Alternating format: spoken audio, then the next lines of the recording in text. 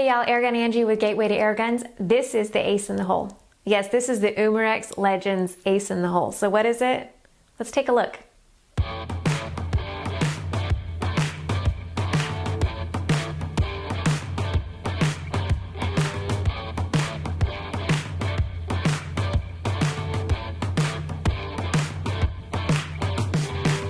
Really quick, I want to say thank you to Gateway to Airguns for making this video possible. Go check them out, guys. www.gatewaytoairguns.org. www.gatewaytoairguns.org. Okay, so what we're looking at here is a realistic Revolver CO2 pellet pistol. 177 caliber pellets, not BBs, actually pellets, which I am a fan of pellet pistols. They're more accurate, it seems. It's powered by CO2. You use one 12-gram cartridge of CO2. What's its purpose? To have fun, of course, and to get a little bit of revolver practice. Like I said, guys, it is realistic. The weight is 1.95 pounds. That's completely empty. With the CO2 cartridge, I got 2.07 pounds. Super light. The length of it is 9 inches. That includes the 3.5-inch steel barrel. On the 3.5-inch barrel, you have plastic front blade sights, which are removable. The rear fixed sight might be sufficient. You may not need this. It actually looks like a muzzle brake right there when you take the plastic ones off. And then they just push back on. The short barrel and the lightweight is perfect for some quick draw practice. Remember I said realistic. It has the ejecting rod right here to eject the pellet capsules out of the cylinder. I told you it was realistic. An ejecting rod? That's cool. It is a 6-shot revolver. The pellet capsules are available separately, so you can actually buy extra pellet capsules, have them preloaded and ready to shoot, so you don't have to take the extra time between each shots. You can just load the pellet capsules in after you take the empty ones out. And shoot, go borrow somebody and have them load the pellet capsules while you shoot. The grip is black plastic, but not weak in any sense. It's actually quite sturdy. The construction of the entire gun is done very well. It's mostly metal. The grip is dressed with a nice, beautiful spade emblem on both sides. Nice touch, Umarex. It has a quick hammer action, easily cocked with your thumb for quick, repetitive shooting. The trigger is a single action trigger, and the safety that is placed in front of the trigger is manual. That is what I like. I love a manual safety. It's not one that I would call easily accessible or easy to engage or disengage. It does take a little effort. Okay, so how to operate this 177 caliber CO2 pellet revolver. First, like I said, you're gonna need to power it with some CO2. One 12-gram cartridge of CO2, and it's super, super easy to load CO2 and pellets. So you're gonna unscrew the Allen screw at the base of the grip. Loosen it up. You don't have to remove it completely, just loosen it up. There's an indentation on the bottom as well in front of the Allen screw where you can pull up on it and remove one side of the grip. That allows you access to the CO2 compartment. You're going to place a drop of RWS Chamber Lube Oil on the top of the CO2 cartridge and then place the CO2 cartridge in the compartment and tighten the screw up a little bit. Not completely, just so the CO2 cartridge doesn't wiggle around. And then you're going to replace the grip on it, push it in, wait till you hear it click, it's done. Then you're going to tighten the screw all the way until you don't hear CO2 leaking anymore. Okay, so now it's powered. Now how to load the pellets. So like I said, there is removable pellet capsules, and what you're going to do is you're going to open the access door, that's what I call it, on the right side of the pistol. The cylinder does not turn on its own. You have to half cock the gun. And in order to half cock the gun, you must disengage the safety. Once you have the safety disengaged, half cock the gun and then the cylinder will turn freely. And you can either remove the pellet capsules by using the ejecting rod or just tip the gun barrel up and gravity will do its job as you turn the cylinder. The pellet capsules will come out. Or if you have small hands like me, no need to remove the pellet capsules at all. Just press a pellet in each pellet capsule while it's in the cylinder. Remember, pellets go in, skirt facing you.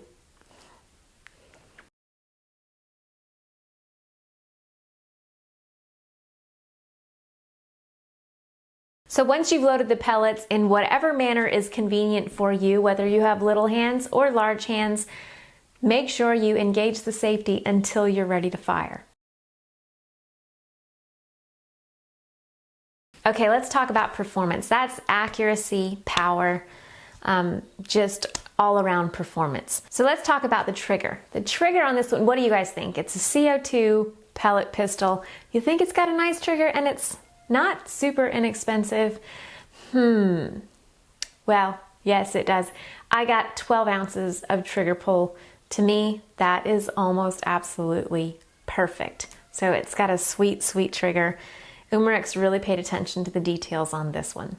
So accuracy, of course, to find out the accuracy of a gun, first you need to find the pellets that it likes, if it's a pellet gun, of course.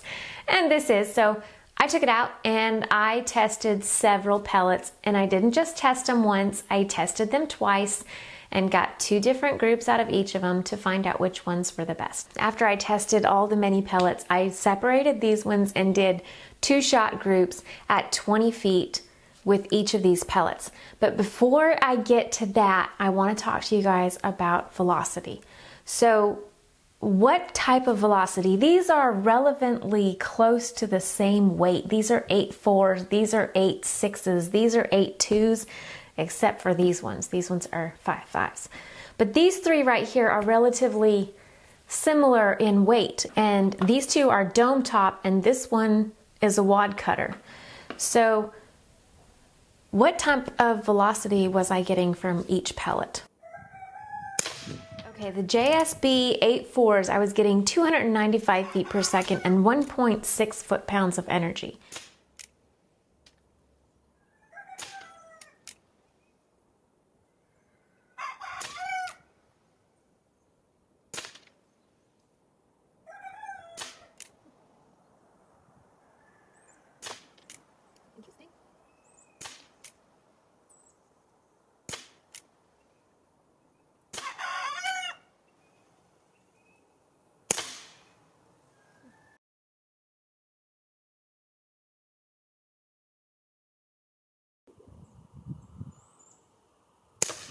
The H&N Sport field target trophies, I was getting 279 feet per second and 1.4 foot-pounds of energy.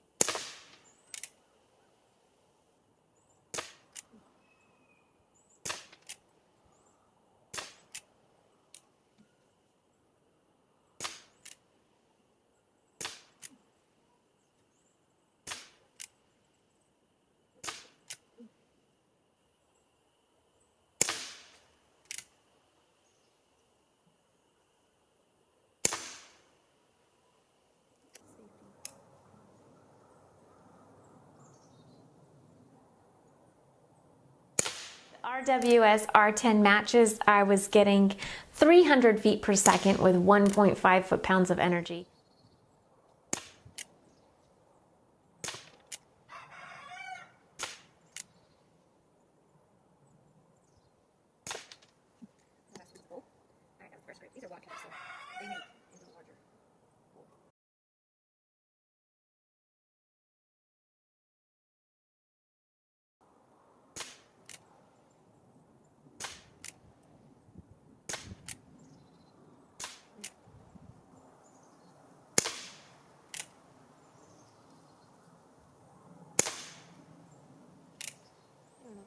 And surprise again, guys, JSB, JSB, JSB. They got the best group. So those were my top pellets. And between H&N, the H&N field target trophies and the R10 matches, the RWS R10 matches, I honestly could not figure out which ones were better. They were tied. There was no, this one shot better than the other, and I even measured the grouping and they were the same. So those 2 tied. JSB came in front by a little, and later, guys, I checked out the field target trophy greens. Those are lead-free pellets, 5.5 grains, just to see, because I shot them over the Crony for max velocity. Umarex claims max velocity of 340 feet per second. No, I didn't get that with any of those three. I got it with those though. 349 feet per second with the Field Target Trophy greens. So a little above what they claim to be max velocity. That was super sweet. And they're accurate. So shoot them fast and accurate. That's awesome. So guys, the Field Target Trophy greens that are on the table right now, I didn't intend on shooting them for accuracy, but I tested them for velocity and I said, what the heck, let me see if they're accurate too. I shot them and they were right there with the rest of them. They did really well also. So all of the pellets that I chose today, I am not at all disappointed in any of them. They shot great. So at 20 feet, 2 shot groups of each of these, they all performed beautifully, absolutely beautifully. I wanted to see what the performance was at 15 feet, which I know is a little closer than 20, so yeah, it should be better, and it was.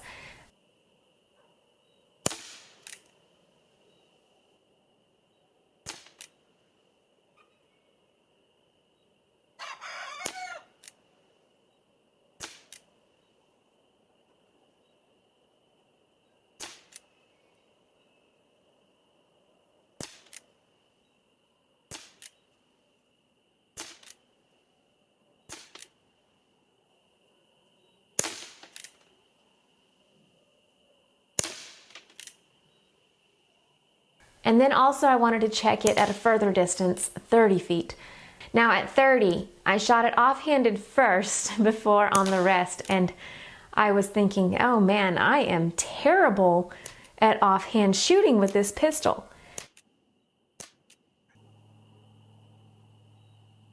And then I sat down and shot it on the rest at 30 feet, and I was still terrible at shooting. So 30 feet, absolutely not.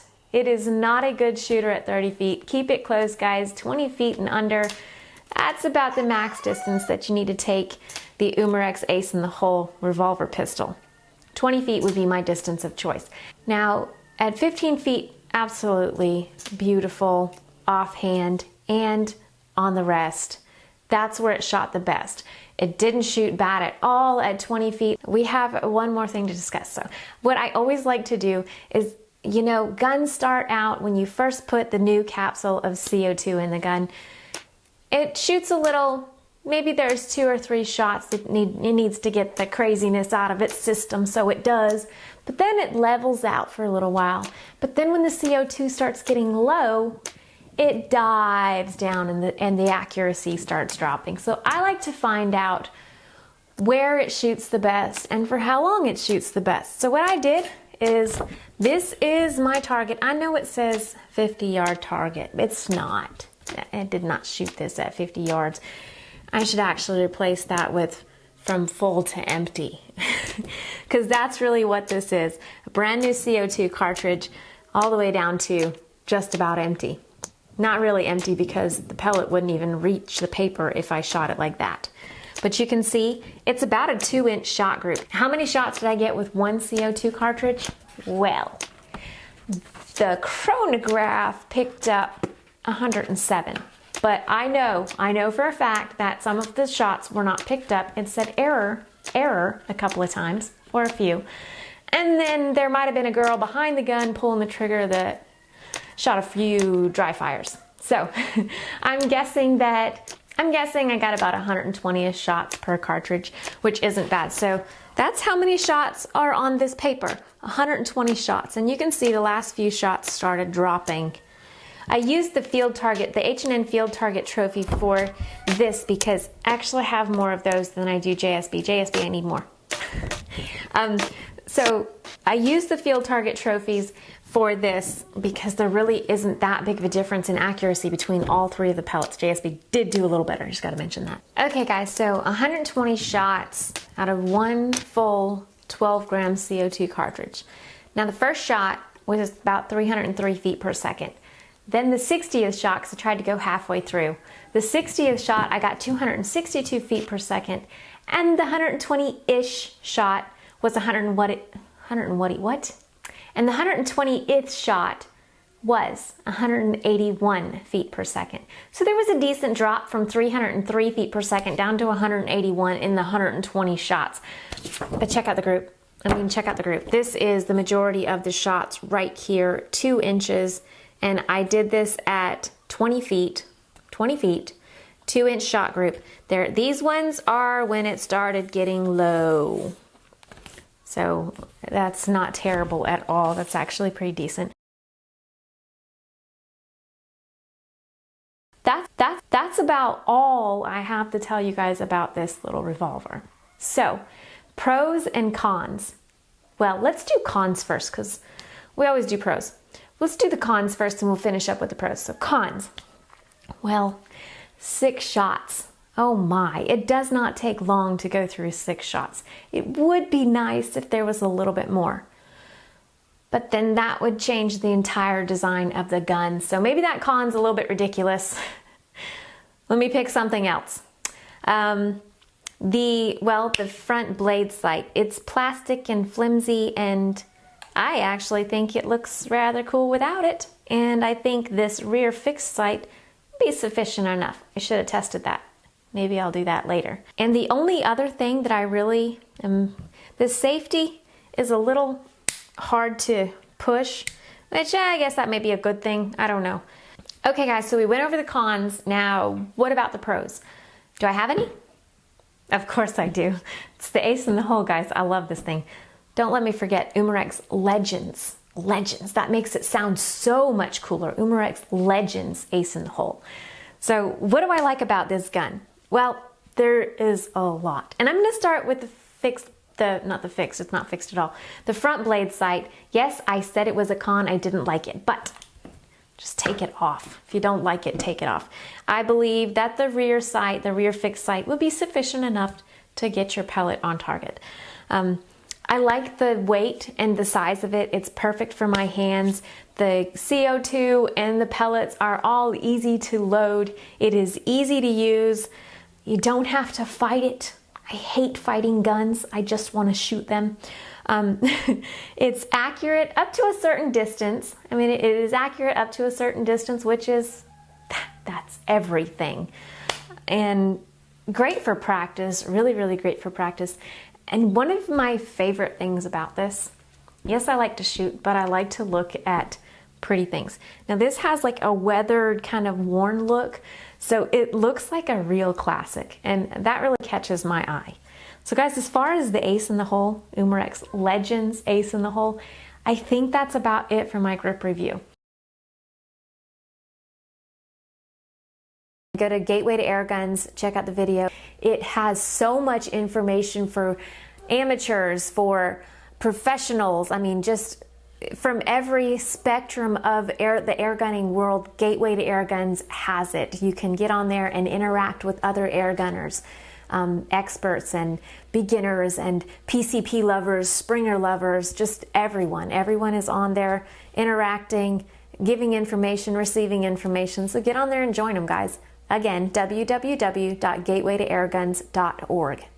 I thank you guys so much for watching, and if this wasn't an ace in the hole for you, stay tuned, guys. I'll have another grip review coming up, and it may be the Springer in your step. I'm Airgun Angie with Gateway to Airguns. Y'all don't just have a good day, have an awesome one. See ya.